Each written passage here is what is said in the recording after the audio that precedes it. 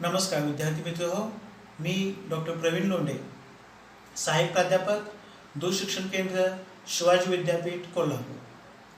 विद्यार्थी मित्र हो, आज आपण या ठिकाणी MA मराठी या अभ्यासक्रमातील सत्र 3च्या बोली अभ्यास या विषयातील घटक क्रमांक 3च्या बोलीची निर्मिती या संदर्भातली चर्चा करत आहोत. मागील काही लेक्चर्समधून आपण बोली निर्मितीची कारणे, बोलीचा प्रभाव, बोलीची संकल्पना या संदर्भातली चर्चा केली. त्यानंतर अन्य भाषांचा म्हणजे त्यामध्ये कन्नड असेल, तामिळ असेल, तेलुगू असेल, द्रविडी असेल, फारसी असेल, या भाषांचा मराठीवरती कसा प्रभाव पडत गेला या संदर्भातली चर्चा करत होतो. आज आपण या घटकाच्या शेवटाकडे जात आहोत. यामध्ये आपण पोर्तुगीज भाषेचा आणि इंग्रजी भाषेचा मराठीवरती कसा प्रभाव पडला या संदर्भातली चर्चा करणार आहोत. ही चर्चा करत असताना दूरशिक्षण केंद्रांतर्गत जे स्वयंअध्ययन साहित्य तयार करण्यात आले त्या स्वयंअध्ययन साहित्याचा आधार आपण या चर्चेसाठी घेत आहोत. पोर्तुगीज भाषेचा प्रभाव पाहत असताना इसवी सन 15व्या शतकाच्या प्रारंभी व्यापारानिमित्त पोर्तुगीजांचे भारतातच प्रथम आगमन झाले. हे आगमन गोवा येथे झाले आणि नंतर राज्यकर्ते म्हणून ते स्थायिक झाले.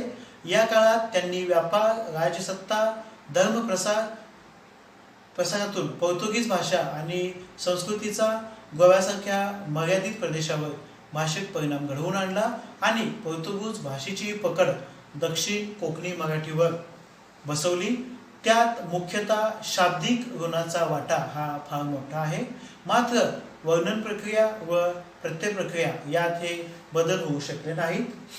पोर्तुगीज भाषेच्या साहचर्यानं आरमार, हत्यारांची नावे, खलाशांची भाषा, विविध पोशाखांची नावे, सैन्यातील हुकूम, धर्मविषयक शब्द, पशुपक्ष्यांची नावे आणि काही युरोपियन पदार्थांची नावे अशा पुष्कळ शब्दांचे लोण हे मराठीत आले आहे. म्हणजे थोडक्यात सांगायचं तर चेपे, फालतू, कारतूस, परात, साबण, शिरपेच, कंपू, घमेलं, पिस्तूल, बतेला, काजे, फीत, लवाद, पगार, पाव, पसार, पुरावा किंवा तुरंग, बिजागरी, स्थल, बशी, बटाटा, बिस्कट, चावी, कोबी, इस्त्री, कर्नल, लिलाव, पादरी, फमी, खण, बंब, जुगार, पिंप, तंबाखू किंवा भोपळा अथवा पटवा असे अनेक शब्द हे पोर्तुगीज भाषेतून मराठीने स्वीकारले दिसतात. म्हणजे पोर्तुगीज राजसत्तेच्या प्रभावामुळे गोव्याच्या दक्षिण कोकणी बोलीवर बरीच छाप पडली आहे आणि ती आजही टिकून असल्याची दिसते.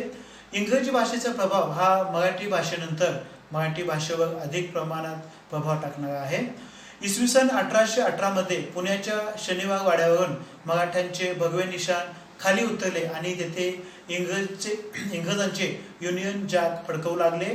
तेव्हापासून इंग्रजांचा एकछत्री अंमल हा महाराष्ट्रात सुरू झाला. पण त्यापूर्वी 1960 मध्ये कोकणच्या पश्चिम किनाऱ्यावर उतरलेला पहिला इंग्रजी कप्तान हॉकिन्स पासून ते 1947 पर्यंत जवळपास 350 वर्ष मराठी भाषेशी इंग्रजीचा संबंध आला. म्हणजे इंग्रजी प्रथम व्यापारी, नंतर युद्ध साहित्य पुरवणारी आणि तदनंतर मिशनरी म्हणून आणि शेवटी राज्यकर्ते म्हणून इंग्रजी जवळपास 350 वर्ष मराठीशी संबंधित होती. त्यापैकी पेशवाईच्या अस्तानंतर 150 वर्ष इंग्रजी ही मराठीच्या घनिष्ठ संबंधातून इंग्रजी भाषेचे मराठीवर वर्चस्व राहिले. इसवी सन 1819 मध्ये मुंबई प्रांताचे पहिले गव्हर्नर माउंट स्टुअर्ट एलिफिन्स्टनने शिक्षणाच्या सार्वत्रिकरणासाठी बॉम्बे नेटिव्ह एज्युकेशन सोसायटीची स्थापना केली आणि देशी, संस्कृत, मराठी, कोकणी या भाषा अभ्यासांना प्रोत्साहन दिले. तर याच दरम्यान मेजर कॅन्डी यांची मराठी इंग्रजी कोश आणि विरामचिन्हांची परिभाषा ही त्यांची पुस्तके प्रसिद्ध झाली. त्या प्रभावातून इंग्रजांच्या अनुकरणाने मराठीत विरामचिन्हे ट्रोट झाली. म्हणजे मेजर कॅन्डी यांनी संस्कृत फारसीमय लेखन रूपे टाळून मराठीच्या लेखन पद्धतीत एक जिन्सीपणे आणला. इंग्रजी भाषेतील शब्द घेऊन पाहिले तर आज मानव जीवनाच्या सर्वच क्षेत्रात इंग्रजी शब्द वापरले जात आहेत. अशिक्षितांपासून शिक्षितांपर्यंतच्या भाषिक व्यवहारात इंग्रजी शब्दांचा समावेश असतो. त्यामुळे नित्याच्या जीवनात इंग्रजी शब्द हे परवडीचे शब्द झाले आहेत. महाराष्ट्र शब्दकोशात इंग्रजी शब्दांची संख्या 1550 आहे. त्यामध्ये भाषांतरित तसेच मूळ इंग्रजी 560 शब्द आहेत. त्यामुळे महाराष्ट्राच्या कानाकोपऱ्यात हे सर्व शब्द पसरले आहेत. म्हणजे शिक्षणाच्या संदर्भात पाहिलं तर school, college, university, master, sir, professor, table, ड्रोम, class, playground, bell, fee, lecture, rubber, nib, board, chalk, pad, compass, pen, book आणि नोटबुक ही शिक्षण क्षेत्रातील इंग्रजीचा प्रभाव आहे. पोशाखामध्ये शर्ट, पॅन्ट, बुशशर्ट, मॅनिला, coat, top, blouse, collar, socks, shoe आणि पॉलिश हे पोशाखासंदर्भात. तर दवाखान्यासंदर्भात patient, doctor, chemist, bill, fee, visit, compound, dose, powder, nurse, dressing. तर प्रवास करताना car, bus, rail, ticket, engine, guard, parcel, reservation, seat belt. Postal संदर्भात card, packet, money order, register, deposit, letter, delivery, mail, telegram. आणि नातेवाईकांच्या बाबतीत तर mother, father, mom, dad, mister, wife, husband, sister, brother in law, mother in law असे बरेच शब्द हे इंग्रजी भाषेतून आलेले दिसतात.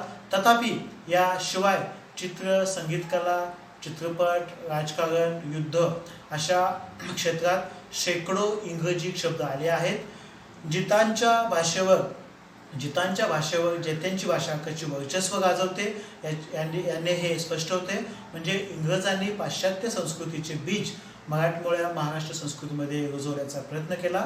एकंदरीत प्राचीन परंपरा लाभलेल्या मराठी भाषा आणि तिच्या बोलीवर संस्कृत, कानडी, तेलुगू, गुजराती, हिंदी या प्रादेशिक भाषांपेक्षा फारसी, इंग्रजी, पोर्तुगीज या परकीय भाषांचे मराठीवर दीर्घकाळ वर्चस्व राहिले. साहजिकच संस्कृतीच्या श्रेष्ठत्वाचा प्रभाव आपल्या मनावर विलक्षण आहे आणि शिक्षणामुळे, प्रसारामुळे इंग्रजी भाषेचा मराठी आणि तिच्या बोलीवर दिवसेंदिवस प्रभाव वाढतच आहे. मराठीतील इंग्रजी शब्दात मात्र अर्थ परिवर्तनाची प्रक्रिया ही फारशी घडलेली नाही. स्थलांतरामुळे वा अन्य कारणाने भिन्न भाषा बोलणारे लोक एकमेकांच्या सानिध्यात आले की दोघांच्याही मूळ उच्चारण पद्धतीवर परिणाम होतात. प्रथम उच्चार प्रक्रियेवर शब्द व वाक्प्रचार यांची देवाणघेवाण होते. म्हणजे भाषेची व्याकरण वैशिष्ट्ये बदलतात आणि भिन्न भाषिक संस्कृतीचा संबंध जेथे पद्धतीचा असेल तर ते अधिक स्पष्ट परिणाम होत असताना दिसते. तर मित्रहो, या संपूर्ण जर घटक 3चा अभ्यास केला तर भाषा हा समाज जीवनाचा एक अविभाज्य घटक आहे. मानवी समाज व्यवहाराचे आणि मनोव्यापाराचे प्रकटीकरणाचे भाषा हे सर्वोत्तम साधन आहे. समाजातील बहुविध संस्कृतीला जोडणारी भाषा ही समाज संस्था, सामाजिक ऐक्याचे प्रतीक आणि संस्कृतीचे वाहक आहे. कारण परत्वे समाज, मानस, संस्कृती, भूगोल, व्यवसाय आणि इतिहास अशा समाज विषयांच्या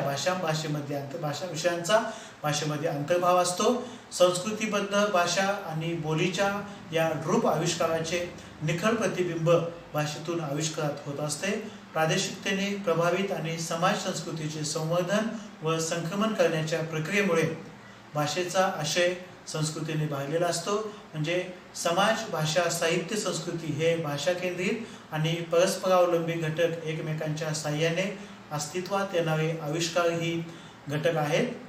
म्हणजे नित्यनेमाने ते एकमेकांचे भरणपोषण करीत परस्परांना गतिमान आणि समृद्ध करीत असतात. आणि भाषा मानवी जीवनाचे अभिन्न अंग आहे. प्रत्येक समाजाच्या गरजा, त्यांचे भौगोलिक स्थान व परिस्थितीनुसार भाषेचे स्वरूप ठरत असते. स्थळ, काळ, सामाजिकता, व्यावसायिक, राजकीय विभाजन, भौगोलिक अंतर यामुळे एक भाषिक समाज विभागला गेला की भाषेत अनेक विविधता येते. त्यामुळे विविधता हा भाषेचा एक विशेष मानला जातो। भौगोलिक व सामाजिक वैशिष्ट्यांनी भाषा आणि बोलींची सामाजिक रूपविविधता स्पष्ट असते। भाषा आणि बोली हे एकमेकांच्या साह्याने अस्तित्वात येणारे भाषिक आविष्कार आहेत। कोणतीही प्रमाण भाषा ही प्रथम बोलीच असते। बोली हे भाषेचे पूर्वरूप व प्रमाण भाषा हे उत्तररूप असते। म्हणजे बोलींच्या समूहाला सामावून घेणारी भाषा हे एक वर्तुळ आहे, तर बोली या वर्तुळाचा एक घटक असतात। म्हणजे बोलींचे स्वरूप हे स्वाभाविक असते। विविधता आणि वैचित्र्य ही बोलींची प्रकृती असते आणि उच्चारण लकब ही बोलीची विशेषता असते। म्हणजे उत्कटता, उत्स्फूर्तता आणि रसरशीतपणा हे बोलींचे नैसर्गिक गुणविशेष आहे। बोली या स्थानिक प्रदेशाचे सामाजिक, सांस्कृतिक आणि भौगोलिक असे प्राचीन वैभव आहे।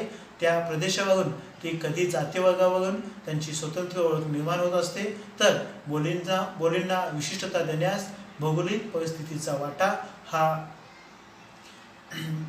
मोठा असतो। संबंध मानवी जीवन व्यवहारावर भौगोलिकता परिणामकारी ठरत असते। एक भाषिक प्रदेशाचे भौगोलिक व सांस्कृतिक दृष्टीने अनेक स्वाभाविक भाग पडतात। म्हणजे घनदाट डोंगर, सपाट मैदान, जंगली मुलूक, समुद्र किनारा आणि वाळवंट किंवा पाऊस अशा भौगोलिक कारणाबरोबरच राजकीय सत्तांतर, सामाजिक असंतोष, वर्गकलह यासारखी मानवनिर्मित परिस्थिती ही बोलींच्या विशिष्टतेसह सहाय्यकारी ठरत असते। आज माहिती तंत्रज्ञानाचा प्रसार गतीने होत आहे आणि तेवढ्याच गतीने या परिस्थितीमध्ये आमूलाग्र परिवर्तन घडत आहे। या आधुनिक काळात भौगोलिक अडथळे शिल्लक राहिलेले नाहीत, पण दळणवळणाची साधने वाढलेली आहेत।